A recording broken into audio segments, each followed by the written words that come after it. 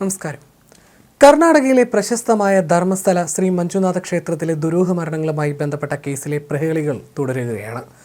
അരക്കോടിയിലേറെ ചെലവിട്ട് നേത്രാവതി നദിക്കരയിൽ കുഴിച്ചിട്ടും ഒന്നും കിട്ടിയിട്ടില്ലെന്നും അതിനാൽ വെളിപ്പെടുത്തൽ നടത്തിയ ശുചീകരണ തൊഴിലാളിയെ അറസ്റ്റ് ചെയ്യണമെന്നും ആവശ്യപ്പെട്ട് വിശ്വാസികൾ നേരത്തെ രംഗത്തെത്തിയിരുന്നു. ഇതേ കാര്യം ഉന്നയിച്ച് കന്നഡ മീഡിയയിലും ക്യാമ്പയിൻ നടന്നിരുന്നു. അതിനുശേഷം പ്രശ്നങ്ങൾ വഷളാക്കിയത് ലോറിക്കാരൻ മനാഫാണെന്നും അയാളുടെ താല്പര്യങ്ങൾ അന്വേഷിക്കണമെന്നും ആവശ്യമുയർന്നു. അതിനിടെ കർമ്മം ചെയ്യാൻ എൻ്റെ മകളുടെ അസ്ഥിയെങ്കിലും വേണമെന്ന് ആവശ്യപ്പെട്ടെത്തിയ സുജാത ഭട്ടിനെതിരെയും ആരോപണമുണ്ട്. ഇവർ എവിടെയാണെന്ന് പോലും ഇപ്പോൾ ആർക്കും അറിയില്ല. ധർമ്മസ്ഥല മഞ്ജുനാഥ ക്ഷേത്രത്തിൽ പ്രാർത്ഥിക്കാനെത്തിയ MBBS വിദ്യാർത്ഥിയായ മകൾ അനന്യ ഭട്ടിനെ കാണാനില്ലെന്ന പരാതി നൽകിയ സുജാത ഭട്ട് മാവോയിസ്റ്റ് പ്രവർത്തകയാണെന്നാണ് ധർമ്മസ്ഥലയെ അനുകൂലിക്കുന്നവർ പറയുന്നത്. ഇവർ നക്സൽ വിരുദ്ധ സേന തയ്യാറാക്കിയ അർബൻ നക്സലുകളുടെ ലിസ്റ്റിൽ ഉൾപ്പെട്ടിരുന്നതായി പറയുന്നു.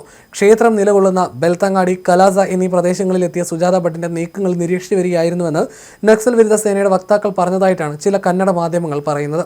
സുജാത ഭട്ടിനെ മാവോയിസ്റ്റ് ആശയങ്ങളെ പിന്തുണയ്ക്കുന്ന പല ഗ്രൂപ്പുകളോടൊപ്പം കണ്ടിട്ടുണ്ടെന്ന് സാമൂഹ്യ പ്രവർത്തകനായ രാമചന്ദ്ര ഭട്ട് പറഞ്ഞതായും വാർത്തയായി.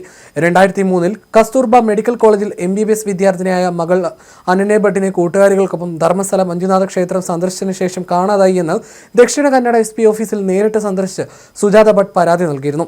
എന്നാൽ ഇപ്പോൾ പ്രത്യേക അന്വേഷണ സംഘം കസ്തൂർബ മെഡിക്കൽ കോളേജിൽ നേരിട്ട് സന്ദർശിച്ച് തേടിയപ്പോൾ 2003 അവിടെ അനന്യ ഭട്ട് എന്ന പേരിൽ ഒരു വിദ്യാർത്ഥിനി പഠിച്ചിരുന്നില്ലെന്ന റിപ്പോർട്ടാണ് കസ്തൂർബ മെഡിക്കൽ കോളേജിൽ നൽകിയത് എന്നാണ് ധർമ്മസ്ഥലയെ അനുകൂലിക്കുന്നവർ പറയുന്നത്. സുജാത ഭട്ട് മകൾ അനന്യ ഭട്ടുടേതെന്ന പേരിൽ ഉപയോഗിച്ച ചിത്രം വാസന്തി എന്ന മറ്റൊരു പെൺകുട്ടിയുടേതാണെന്നും പറയപ്പെടുന്നു. ഗുരുതരമായ ആരോപണങ്ങളാണ് സുജാത ഭട്ടിനെതിരെ വിശ്വാസി കൂട്ടായ്മകളിൽ പ്രചരിക്കുന്നത്. അനന്യ ഭട്ടിന്റെ ഒരു ഫോട്ടോയോ SSLC അല്ലെങ്കിൽ PUC മാർക്ക് കാർഡുകളോ കോളേജ് പ്രവേശന കത്തുകളോ തിരിച്ചറിയൽ രേഖകളോ പോലുള്ള അനുബന്ധ രേഖകളോ പോലും നിലവിലില്ല. അനിൽ ഭട്ടിന്റെ മകളാണെന്ന് പറയുന്ന അനന്യ ഭട്ടിന്റെ അമ്മയായി സുജാത സ്വയം പരിചയപ്പെടുത്തുന്നുണ്ടെങ്കിലും അത്തരമൊരു വിവാഹത്തിന് ഒരു രേഖാമൂലമുള്ള തെളിവുമില്ല. മാത്രമല്ല അവർ 1999 2005 ശിവമോഗയിലെ റിപ്പൺപേട്ടിൽ പ്രഭാകർ ബാലിക എന്ന വ്യക്തിയുമായി ലിവ് ഇൻ റിലേഷൻഷിപ്പിലായിരുന്നു. അവർക്ക് കുട്ടികളുമില്ലായിരുന്നു. ഇവർ മക്കൾക്ക് പകരം നായ്ക്കളെയാണ് വളർത്തിയിരുന്നത്. 2003 കന്നഡ പ്രാദേശിക മാസികയിൽ അവരുടെ ഒരു ഫോട്ടോ ഉൾപ്പെടെ ലേഖനവും ഉണ്ടായിരുന്നു. ഇങ്ങനെയാണ് അവർക്കെതിരെ പ്രചാരണം കൊടുക്കുന്നത്. എന്നാൽ SIT ആകട്ടെ ഇത് ശരിയാണെന്നോ തെറ്റാണെന്നോ പറയുന്നില്ല. സുജാത ഭട്ട് എവിടെയാണെന്ന് ഒരു വിവരവുമില്ല. ഹിന്ദുമത ആചാരപ്രകാരം കർമ്മം ചെയ്യാൻ തന്റെ മകളുടെ അസ്ഥിയെങ്കിലും തിരിച്ചു തരണമെന്ന ആവശ്യവുമായാണ് സുജാത ഭട്ട് ധർമ്മസ്ഥലയിലെത്തിയിരുന്നത്. ബംഗളൂരുവിലെ പത്മനാഭനഗർ നിവാസിയും CBIയിൽ നിന്ന് വിരമിച്ച സ്റ്റെനോഗ്രാഫറുമാണ് സുജാത ഭട്ട്. 2003 മണിപ്പാൽ മെഡിക്കൽ കോളേജിൽ 1ാം വർഷ MBBS വിദ്യാർത്ഥിനിയായ മകൾ അനന്യ സുഹൃത്തുക്കൾക്കൊപ്പമാണ് ധർമ്മസ്ഥല ക്ഷേത്രത്തിലേക്ക് യാത്ര പോയത്. പിന്നെ കുട്ടിയുടെ വിവരമൊന്നുമില്ല. സഹപാഠിയായ രശ്മിയിൽ നിന്ന് സുജാതയ്ക്ക് ഫോൺ കോൾ വരുമ്പോഴാണ് അനന്യെ കാണാനില്ലെന്ന വിവരം അമ്മ സുജാത അറിയുന്നത്. കോളേജ് ഹോസ്റ്റലുമായി ബന്ധപ്പെട്ടപ്പോൾ 2-3 ദിവസമായി അനന്യെ കാണാനില്ലെന്ന് അവരും പറഞ്ഞു. കൊൽക്കത്തയിൽ നിന്ന് ധർമ്മസ്ഥലയിലേക്ക് ഓടിയെത്തിയ സുജാത മകളുടെ ഫോട്ടോ നാട്ടുകാർക്കും ക്ഷേത്ര ജീവനക്കാർക്കും കാണിച്ചു കൊടുത്ത് അന്വേഷണം ആരംഭിച്ചു. അനന്യയുടെ വിവരണവുമായി പൊരുത്തപ്പെടുന്ന ഒരു യുവതിയെ ക്ഷേത്ര ജീവനക്കാർ അകമ്പടി സേവിക്കുന്നത് ഏതാനും ദിവസങ്ങൾക്ക് മുമ്പ് കണ്ടതായി നിരവധി നാട്ടുകാർ അന്ന് അവരോട് പറഞ്ഞിരുന്നു. പക്ഷേ ബെൽത്തങ്ങാടി പോലീസ് അതൊന്നും അംഗീകരിച്ചിരുന്നില്ല. എന്റെ പരാതി രജിസ്റ്റർ ചെയ്യാൻ ഉദ്യോഗസ്ഥർ വിസമ്മതിക്കുകയും മകൾ ഒളിച്ചോടിയതായി ആരോപിക്കുകയും ചെയ്തു.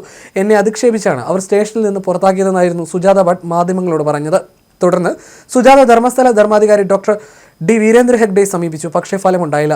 തുടർന്ന് അതിഭീകരമായ അനുഭവമാണ് അവർക്ക് നേരിടേണ്ടി വന്നത്. ആ രാത്രിയിൽ നിരാശയോടെ ക്ഷേത്രത്തിന് പുറത്തിരിക്കുമ്പോൾ വെള്ളവസ്ത്രം ധരിച്ച ചില പുരുഷന്മാർ തങ്ങൾക്ക് ചില വിവരം കിട്ടിയിട്ടുണ്ടെന്ന് അവകാശപ്പെട്ട് അവരെ കൂട്ടിക്കൊണ്ടുപോയി.